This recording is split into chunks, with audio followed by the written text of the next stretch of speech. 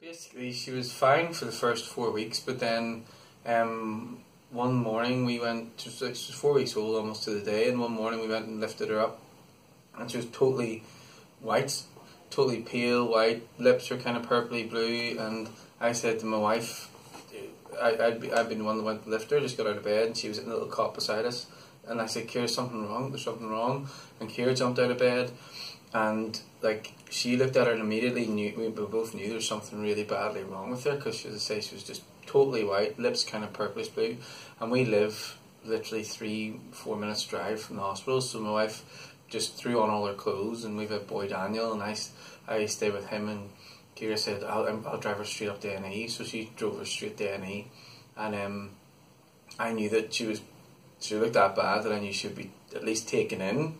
So I said, well, I'll drive Daniel to your mum's house, thinking that, she was going to be in hospital for a bit, but then I only got up the road a little bit with Daniel when Kira phoned and said they've rushed her into like an operating room, and they said her body's shutting down. And it turned out then basically she was in massive heart failure, and they immediately could tell she was in massive heart failure. They worked and worked on her.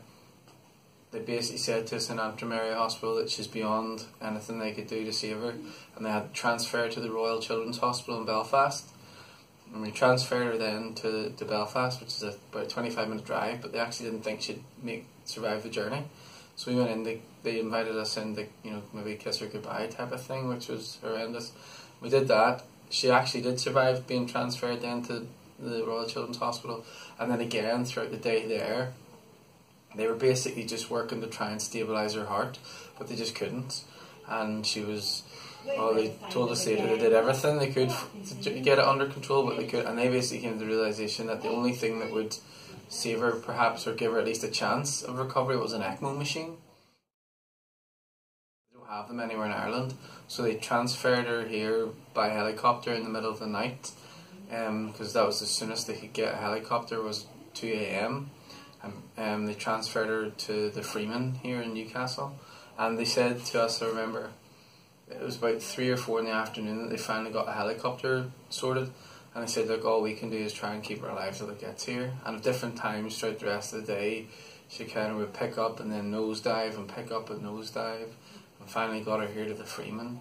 And then while she was on ECMO on the Freeman, they discovered that while she'd been in the heart failure and that, her part of her intestine had been starved of blood, of oxygen, and then we would have died off, and then her kidneys had stopped working, and they basically they started to work a little bit, but they never really started to work again properly.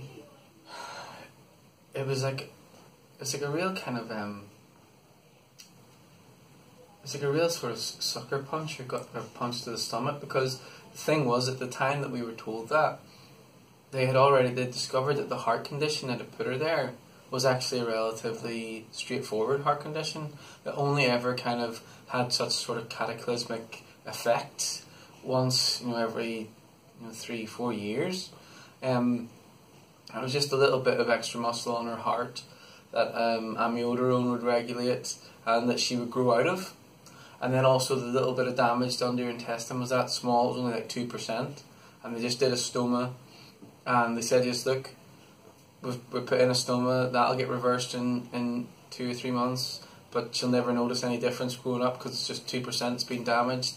The heart condition, if you don't want your kid to have any heart condition, but if they're going to, this is one of the most manageable ones you can have. And so in a sense, everything was looking really up that would come through that. And then we were just basically, I remember we joked, because we're Christians and that, and we were praying for pee, because every day it was like, our urine output's not really going up at all, and our kidneys still aren't working yet, and because you're obviously waiting to see a couple of weeks, is it minimal damage, and are they going to kick back in? And they just never did kick back in. And I remember we sat down. So Malcolm Coulthard had been brought in with the nidus machine, the dialyzer, because she had the stoma. She couldn't have PD dialysis, and she was only, I think, something like 3.1 kilograms or 3 kilograms in weight. And so they brought in Malcolm, and they brought in the nidus machine and introduced us to him and to the machine and talked us through it and everything. and that was fascinating. But then I remember we sat in a room with Dr Haynes and Malcolm Coulthard, and they said to us, like, unfortunately it looks like end stage renal failure, and she's going to need this dialysis for another long while until we can, you know, at least try her on PD, but that won't be for a few months until the stone was reversed and everything, you know. And so coming from Northern Ireland, you know, and we knew we were going to be here for a lot longer with our son Daniel, but most of all we knew then, right, things have been looking up. Lucy looked like she was overcoming these things, but she's actually going to have to fight for a good bit longer, and she's going to have a lot longer stay in hospital for, you know. So it was heartbreaking whenever we were told that they weren't working and she was going to need the ongoing dialysis, and she was still so small. In some ways it was monotonous, because you on day in day out dialysis, and Lucy predominantly was being dialysed for 7 hours a day. But in other ways, in a sense, it wasn't too bad, because the nurses would put her on at 7 in the morning and she would generally be finished by about 2 in the afternoon, unless there'd been some issues and they hadn't got off the amount of fluid they needed to get off or whatever. But then in a sense, from 2 in the afternoon then, you know, she was basically like an outpatient, and we could go down over to the park, we could go down into the town, we could take her back to Crawford House and so on and do things. Now that was only when she got to a stage she was well enough to do that. But it wasn't, it was hard going at times, you know, it was hard going, especially when you didn't know when the end was in sight, you know. So that kind of day in, day out, monotony, and seeing her restricted, you know, was hard going, but at the same time as well, you know, you're looking around and you're seeing other kids that are in hospital 24/7, and once she had the dialysis, then she was able to kind of, and she was off the machine, you know, she was really able to go out and about with us. So I guess it had difficult aspects but good aspects to it too, you know. We really got to know that the Nidus machine really well, and the people who worked it and all the nurses that did it, and Malcolm, and obviously then they had to re-modify it to get Lucy up, because the PD failed whenever she had the PD catheter. It just didn't work for her, and she had to go back on the Nidus, and they had to they modify it and adapt it and everything so that it would work to get her big enough for the Gambro. But then it was wonderful then once she was big enough and she was able to go back home and be on the Gambro. We were able to be back home in our own house and that, and travelling back and forward, not having to live in accommodation away from home. We had our family all around us and so on, and Daniel was back with his friends, and that was much better for him, and Lucy was then able to meet and do things with her cousins a lot more often and all that sort of thing, you know.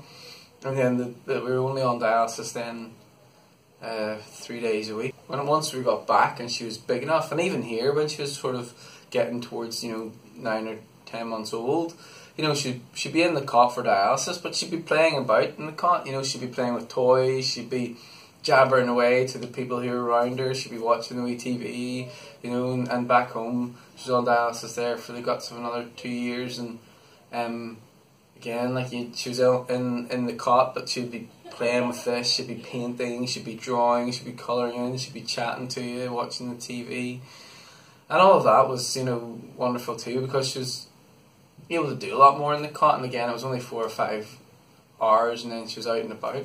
But then as we got up for the transplant, you know, the work up for her wasn't too bad. Just wanted to keep making sure that she was big enough and she was getting enough fluid and growing enough. It was difficult sometimes actually, because they wanted her to get to at least 10 kilograms in weight, but like before transplant she was quite vomitous. I mean, she had to get her milk fluid down her tube and so often and so on, but so often she would throw it back up and vomit it back up, and if she caught any stomach bug or any kind of coughing bug, she'd almost cough herself sick. And like, so getting to that 10 kilograms threshold seemed to at times take forever, because you would get close to it and then she'd catch some sort of bug, or she'd have like a cough or cold and she'd be vomiting and she'd be just suddenly back down to like 9 kilograms or 8.8 kilograms, and we were like, are we ever going to get up to this 10 point something kilograms where she can go across? But eventually we did, and we went over and we met the people in Great Ormond Street, and they did a lot of different checks on her, and they examined her, and they did all the different tests that they wanted to do, and they looked at her underlying heart condition, which was very much under control at that point, and hadn't given any more issues. And they did detailed scans of her abdomen and everything, and we spent a week there in January 2015, and then we went back over in November 2015 for the transplant.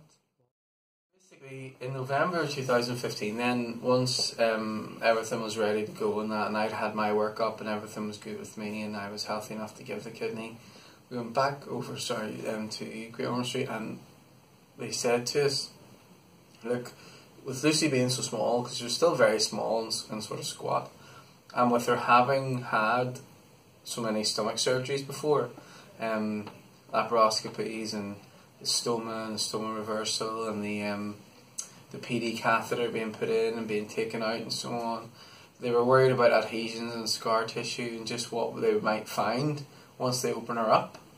And they said that with that in mind, with having her underlying heart condition in mind, with her being so small and that, we want to do this 3D printing technology, use the 3D printing technology to strategize and plan the operation as much as possible.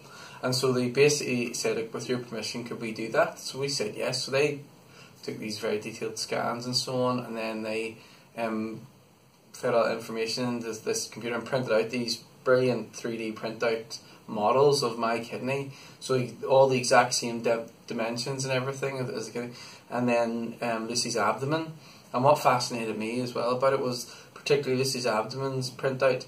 The bone structure was like solid plastic, whereas her kidneys and her little kidneys and her liver were like squidgy and movable, and the arteries and veins that were going left, right and centre, whatever, they were movable as well. And the idea, like, it prints to different densities, and the idea is that anything that's movable in Lucy is movable in the printout, and anything that, like bone structure that it can't move, it's rigid. And so that they then can figure out as closely as possible what they're working with, and where exactly they'll put the kidney and how they'll attach it and where they'll attach it and everything. So that was fascinating to see, and as well as that, for us as parents then, literally just a day or so before the operation, we get to see them saying this is what we're going to do, and see it almost acted out to a certain extent, in front of us. So that was fascinating. And actually then, and so they told us they would be doing our transplant slightly differently too. So usually they open up the adult, the donor, in guys, and once the kidney's safely removed, then they start the recipient. But they said because they were that concerned about adhesions and scar tissue and everything, they were going to open up Lucy first and just make sure that she was able enough to take a kidney and everything inside was okay enough to receive a kidney before then that they would start me. So that's what they did, and so they started Lucy first, and then I was waiting basically in the anaesthetist's room, and basically waiting just on a phone call to say yes or no, and then the phone call came through and it was like, yes, no, we can go ahead, and then they knocked me out and I woke up and the transplant had all been very successful. So, and as I say, whenever they opened up Lucy, it was all fine inside. But then it later transpired basically that that was the first time that 3D printing technology had ever been used in a transplant case. And so it made news and it made headlines and it was in papers around the world. It was on news websites, TV stations around the world. And the printouts now, the 3D printout of my kidney and Lucy's abdomen is now gone into the Science Museum in London, and it's gone into their archives. They're going to put it on this permanent display from 2019. So that was incredible to be a part of as well. So our Lucy, we feel very blessed in a sense that Lucy, she was very, very sick and ill, and wouldn't wish that on any child, but she's been involved just through whatever circumstance. She's been involved in two pioneering medical machines, the Nidus and then this 3D printing technology, and that printing technology, because of the recognition it got through that, it's now been used in heart transplants and liver transplants. They get cases referred to them from all over the world because they want to use this 3D printing technology to help with their operation. Again, we feel very blessed because we got really throughout our stay here, we had excellent people involved in all of our treatment, right the way from, the Freeman, whenever she was in for initially the heart issue, and then with the Nidus machine and the innovative technology that it is, through everything that we experienced here in the RVI, just wonderful medical teams, our own team back home, and then into Great Ormond Street with, again, some of the best paediatric transplant surgeons in the world, and so all of that experience, we've been very blessed to have top people working on her, and we can see that in her because her recovery has been fantastic, absolutely amazing recovery. She's grown 14 centimetres in just over a year. Her appetite kicked in just like that. I think 3 days after the transplant, she ate a full hamburger down in the hospital canteen. She demolished this hamburger, and you just couldn't feed her. Like, every day she just was eating, drinking everything. We've seen her, as I say, grow. She's just got so much taller. She's full of energy. She's absolutely full of energy, bundles of energy. She's always been a happy child, and she's just smiles and runs around everywhere. She's caught up with a lot of her peers. So if you look at her in her little nursery school class, she doesn't look any frailer or smaller than some of the other kids. Do you know what I mean? She's got to the point where she drinks all of her fluid intake, so she didn't need the NG tube anymore. It's just made such a massive difference, and we've had no issues, thankfully. There's been no issues of rejection. Her creatinine has constantly sat between about 36 and 44. I think the highest it's been since the transplant is 44. I remember someone saying just once in hospital, like, you don't ever get a straight upward curve. Things always hit wee blips, and then it's a general upward curve, but you have wee blips here and there. But thank God we've had no blips since her transplant. She's been just excellent. You had to come in, and you got in this bed, well, a bed like it, and then the nurse has got this machine, hooked it up to you, and then this machine took your blood out, and it cleaned it here, and then it put it back into you, all nice and clean. She's making up for it. That's great. Say that we are so blessed by everything that you do. Our daughter literally wouldn't be here without the progressive thinking, the innovation, the determination, the passion to continually treat children with renal issues and to continually find new and better ways to treat them and to improve their lives, or to simply keep them alive.